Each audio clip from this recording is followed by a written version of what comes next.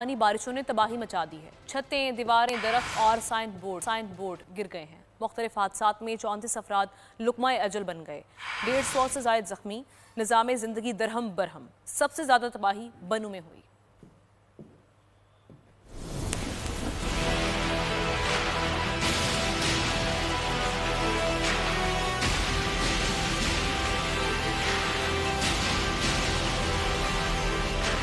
खैबर पख्तूनख्वा और पंजाब में तूफानी बारिश से तबाही, छतें और दीवारें गिर गईं, दरख्त और साइन बोर्ड उड़ गए।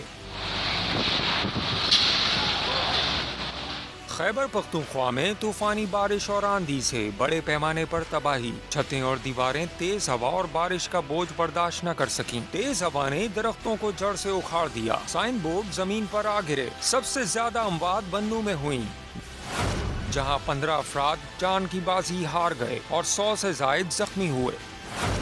लकी मरवत में 5, कर्क में 4 अफराद जान से गए। दियाई खान में खातून और बच्ची चल बसी।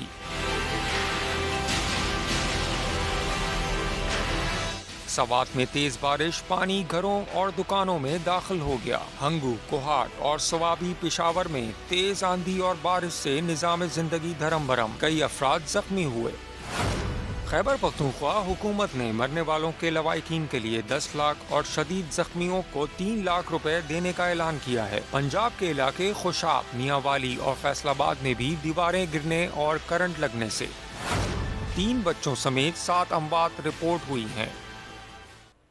मुल्की फ़िज़ाई दिफा